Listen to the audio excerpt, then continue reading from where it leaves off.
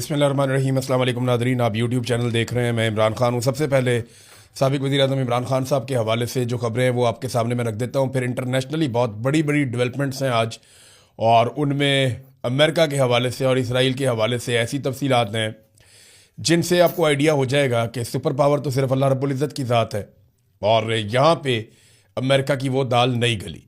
ये बात करते हैं इसके ऊपर। देखें, हमें ये हकीकत माननी पड़ेगी, अमेरिका बहुत ताकतवर मुल्क है, बहुत बड़ा मुल्क है, उसके वसाइल बहुत ज़्यादा हैं, उसके हथियार बड़े शानदार हैं, उसकी फ़ौज बहुत तगड़ी है, दुनिया में उसका इत्तेहाद बड़ा ज़बरदस्त है, बहुत सारे ममालिक उसके साथ खड़े होते हैं। लेकिन कुछ फैक्ट्स इस वीलॉग में मैं आपके सामने रखूँगा जो अभी 24 घंटे के अंदर अंदर सामने आए।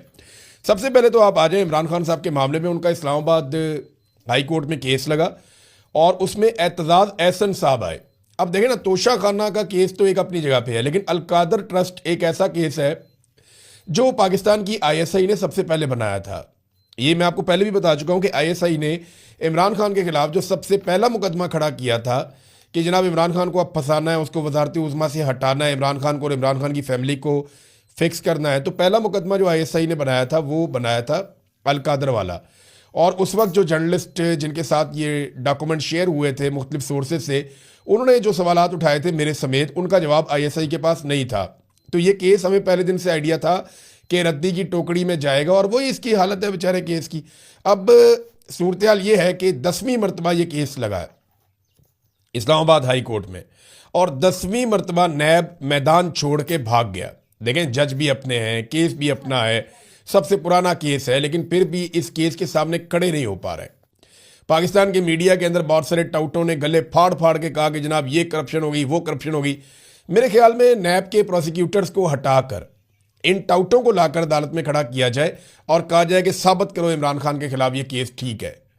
ये नहीं वकील आगे आगे लग के भाग रहे हैं, महंगे तरीन वकील हैं, प्रोसिक्यूटर्स हैं, वो केस लड़ ही नहीं पा रहे। वो कह रहे हैं जी हमसे नहीं लड़ा जा रहा। वो हर मरतबा कोई नया बहाना कर देते हैं, उन्हें जुर्माने हो जाते हैं, फिर जुर्माना हो गया। अब इमरान खान के खिलाफ जो है 190 मिलियन पाउंड का केस और ट्रायल कोर्ट का फैसला इस कदर कमज़ोर है कि सज़ा सुनाने के 14 माह बाद भी नैब जो अपने मुंतखब जजेज हैं, अपनी मर्जी के जजेज हैं, उनके सामने भी अपने मुकदमे का दिफा नहीं कर पा रहा। एतजाज़ एहसन साहब नादरीन आए, इमरान खान साहब के पुराने दोस्त हैं, और बीमारी के बावजूद आए। उन्हें बीमारी है, उनका अपने जिस्म पे पूरा कंट्रोल नहीं रहता, उन्हें बोलने में भी दिक्कत रहती है। बहुत बुजुर्ग आदमी है, 80 साल के करीब उनकी उम्र है। तो एतजाज़ एहसन साहब आए। अब ऐसे शानदार आदमी, अदलिया के ऊपर इनका बड़ा एहसान भी है, इन्होंने अदलिया बहाली की तहरीक भी चलाई थी। तो एतजाज़ एहसन साहब आए इमरान खान साहब के लिए, और उन्होंने अदालत के अंदर कोशिश की, लेकिन जजेस उठकर चले गए।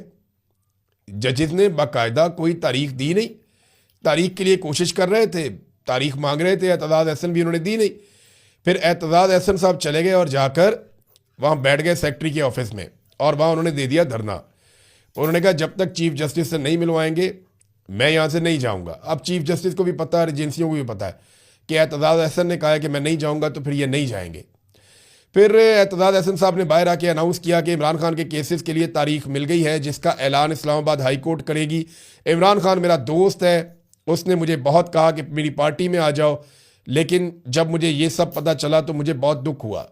तब मैंने उनकी बहनों से खुद रब्ता किया, एतजाज़ एहसन ने कहा, और मैं खुद यहाँ पे आया हूँ।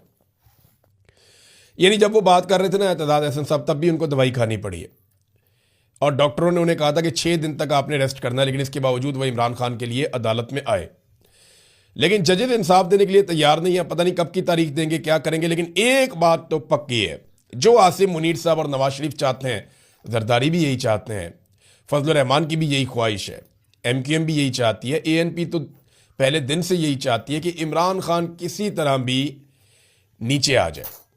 यानी जिस मुकाम पे वो खड़ा हुआ है कि मैं डील नहीं कर रहा, मैं डट गया हूँ यहाँ पे, मैं आसिम मुनीर के सामने हार नहीं मानूंगा, मुझे डरा हुआ देखना इनकी हसरत रह जाएगी, मैं मर जाऊँगा, मैं झुकूंगा नहीं, मैं अपनी कौम को झुकने नहीं दूंगा। तो ये जो बातें इमरान खान ने की हुई हैं, वो चाहते हैं इमरान खान इनसे नीचे उतरे।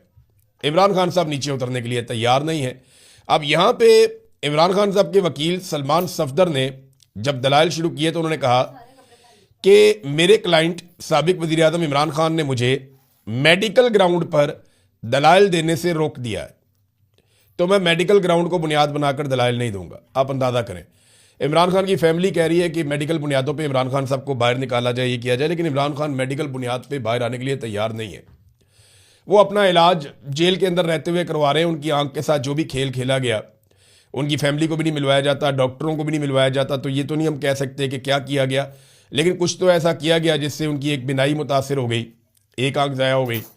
तो इस पे जो है वो इमरान खान साहब अभी तक, इस स्टेटमेंट से आपको अंदाज़ा हो जाना चाहिए कि वो शख्स कितना असाबी तौर पे मजबूत है, और उसने जो कहा वो उसके ऊपर पहरा दे रहा है कि नहीं, मुझे कोई नवाज शरीफ नहीं बनना, जरदारी नहीं बनना।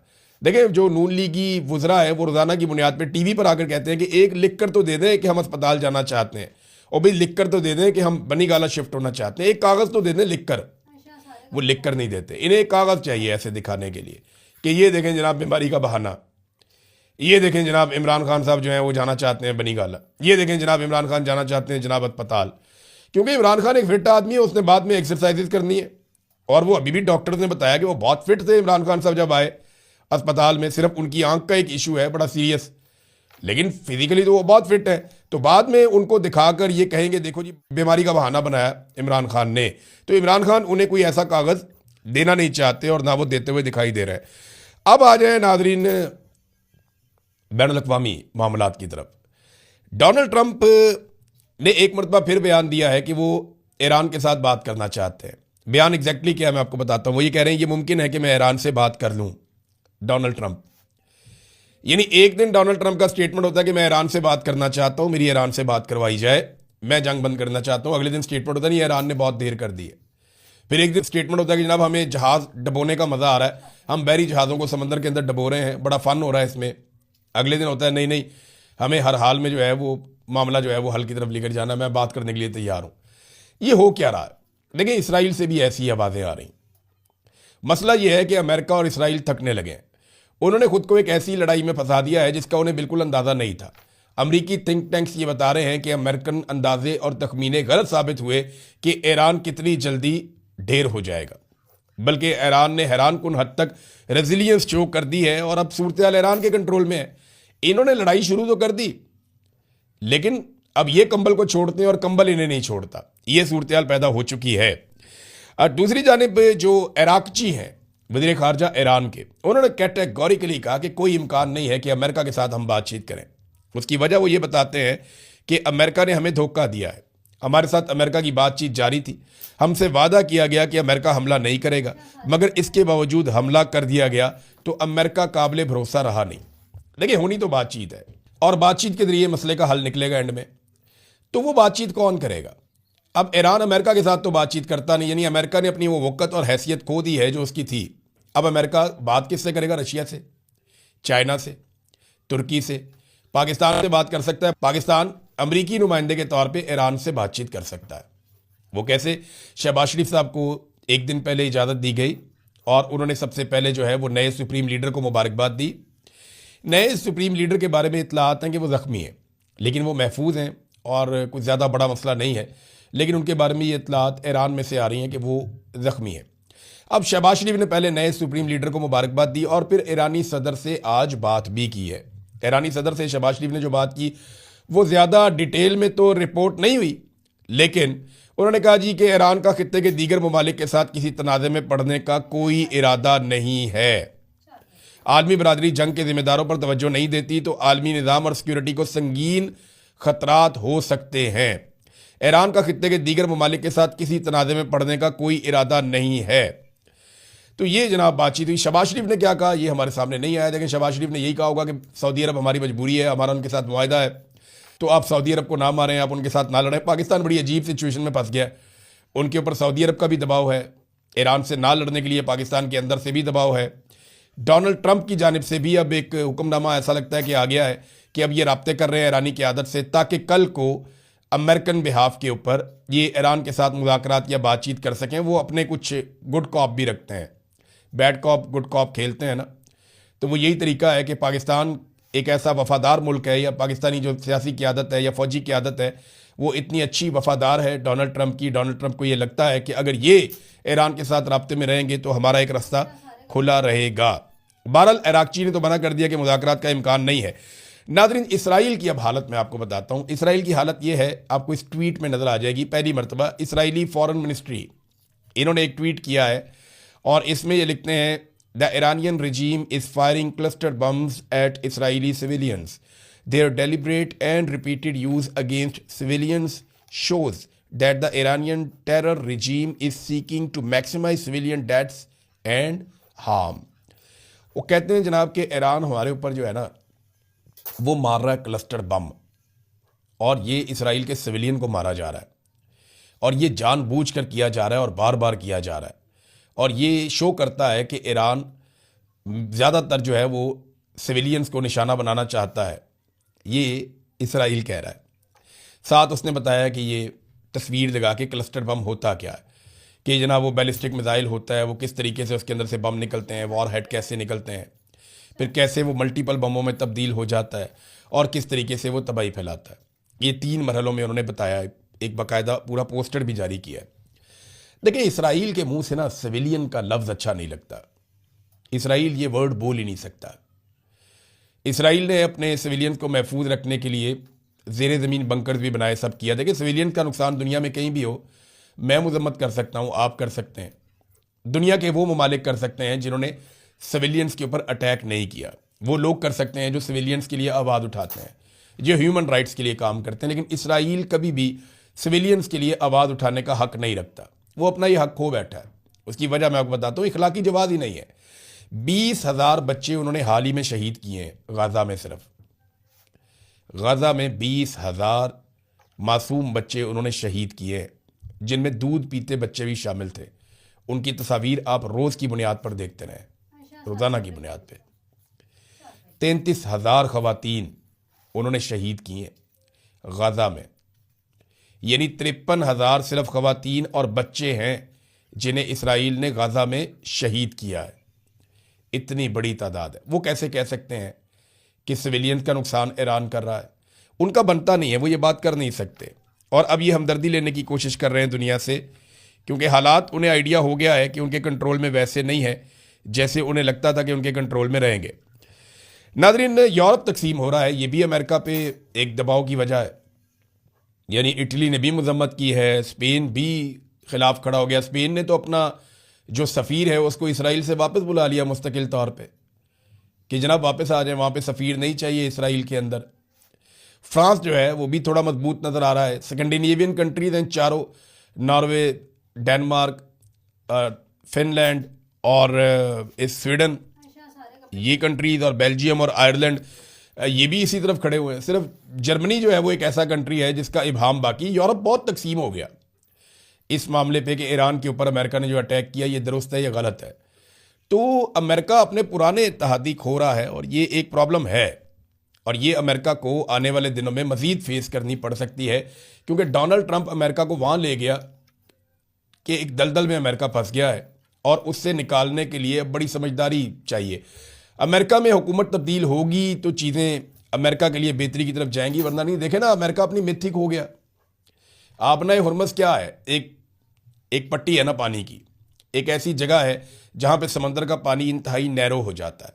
ये एक गुजरगाह है जहाँ से दुनिया भर के बहरी जहाज़ गुजरते हैं और पेट्रोलियम मसनूआत लेकर जाते हैं। इसके एक तरफ ईरान है, दूसरी तरफ ओमान है। मैं आबना हुरमत पे खुद ज़ाती तौर पे खड़ा रहा। मैंने वहाँ खड़े होकर ईरान की रोशनियाँ देखी हैं। इतना करीब है, बहुत करीब है, इतना दूर नहीं है, कोई 20 मील लगता है ये थोड़ा सा। तो इसमें जो है वो ईरान ने मुकम्मल कंट्रोल हासिल कर लिया। अब अमेरिका सुपर पावर कहलाने के बावजूद अपने सारे इत्तेहादियों को लेकर ये आबना हुरमज़ नहीं खुलवा पा रहा। चाइना वहाँ से अभी तक लेकर चला गया ईरान से 11 मिलियन बैरल तेल, और आबना हुरमज़ बाकी दुनिया के लिए बंद है। अभी इतला आ रही है कि बांग्लादेश ने दरख्वास्त की है, तो बांग्लादेश के लिए आबना हुरमज़ को खोल दिया है ईरान ने कि आप यहाँ से अपने जहाज़ ले जा सकते हैं। तो रशिया, चाइना, बांग्लादेश, जिनको वो चाहते हैं उनको वो अलाउ करते हैं, और जिनको वो नहीं चाहते उनको वो अलाउ नहीं करते। ये ईरान का मुकम्मल कंट्रोल और बालादस्ती है आबना हुरमज़ पे। अब यहाँ पे ईरान एक अकेला मुल्क है, बाकी 7-8 मुल्क ऐसे हैं जो अमेरिका के इत्तेहादी हैं, जिनमें इसराइल है, सऊदी अरब है, यूएई है, कतर है, ओमान है, बहरीन है, ये सारे, उर्दन है, ये सारे ममालिक जो हैं ये अमेरिका के इत्तेहादी हैं, ये सारे मिलकर अमेरिका और इसराइल के साथ भी ये आबना हुरमज़ नहीं खुलवा पा रहे, और अमेरिकन बहरी जहाज़ इस तरफ आ भी नहीं रहे। तो ये बहुत बहुत बड़ा एक अमेरिका के लिए डैमेज है, एक बहुत बड़ा उनको डेंट पड़ा है कि वो सुपर पावर हैं, वो ये कर सकते हैं, वो कर सकते हैं। अब चीनी जहाज़ यहाँ से गुजरते हैं, उनको छेड़ने की कोई जरूरत भी नहीं कर सकता, और चाइनीज़ बहुत ताकतवर हैं, ना अमेरिका उनको छेड़ने की जरूरत करता है, ना कोई अरब मुल्क उनको छेड़ने की जरूरत, कोई छेड़ते ही नहीं, इसराइल भी इस पंगे में नहीं आता। तो अमरीकी जहाज़ इस तरफ आ ही नहीं रहे, उन्हें आइडिया कि हम इस तरफ आएंगे, ये हमें बम मारेंगे, हमें ड्रोन मारेंगे, हमें मिसाइल मारेंगे।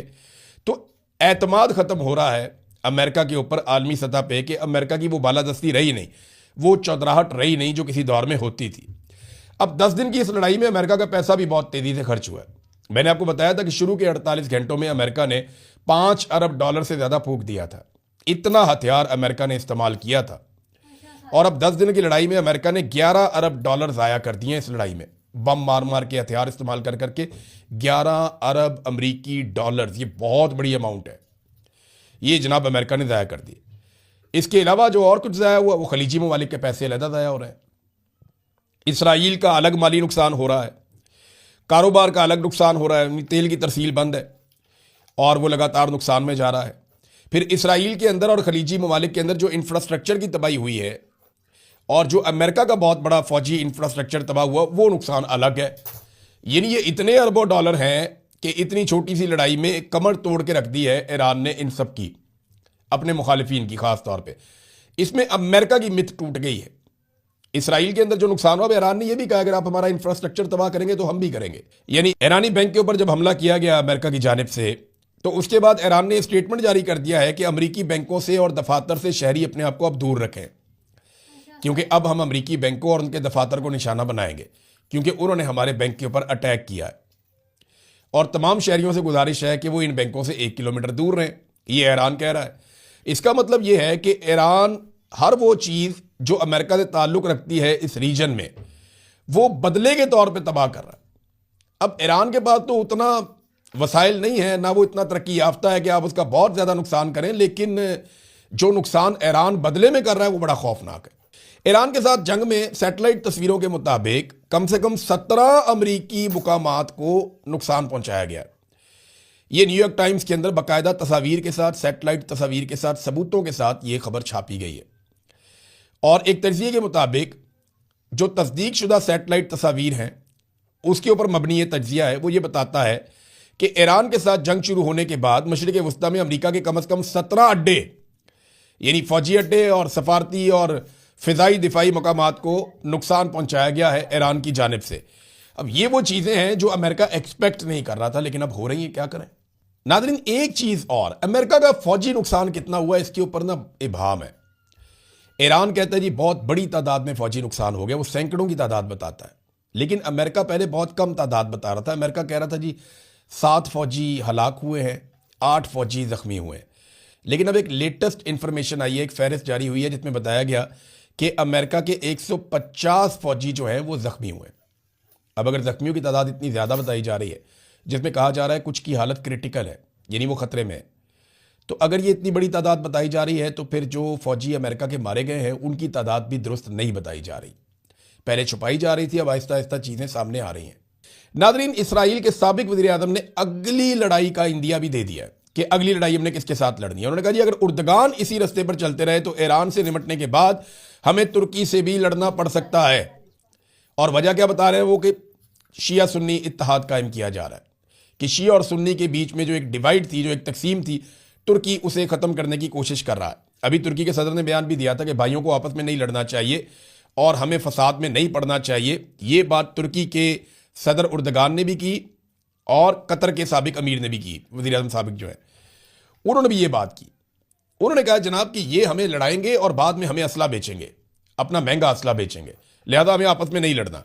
वो ये कहते हैं कि अगर उर्दगान शिया और सुन्नी के इत्तेहाद समेत कोई भी इस्लामी इत्तेहाद बनाने की कोशिश करेगा तो हम उसे दहशतगर्दी और इसराइल के लिए बराह रास्त खतरा समझेंगे। हम खामोश नहीं बैठेंगे, हम अपने इत्तेहादियों के साथ दुनिया के सबसे बड़े एटमी खतरे को ख़त्म करने के लिए खड़े हैं, लेकिन नई दहशतगर्दी या नए महाज या शिया सुन्नी इत्तेहाद की शक्ल में कोई भी नया खतरा खुद पर नहीं आने देंगे। अगर ज़रूरत पड़ी तो इसराइल फैसला कुन कार्रवाई करेगा। अब सिर्फ मेरी एक बात आप लोग सारे गौर से सुन लें, इस स्टेटमेंट के बाद सारे गौर से सुन लें।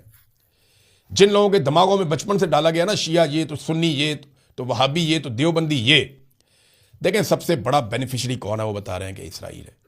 वो खुद बता रहा है कि शिया सुन्नी इत्तेहाद नहीं होना चाहिए, इनमें लड़ाई लगी रहनी चाहिए, इनमें नफरत का बीज जो बोया गया है उसको पनपना चाहिए। वो शिया और सुन्नी फसाद का फायदा उठाते हैं।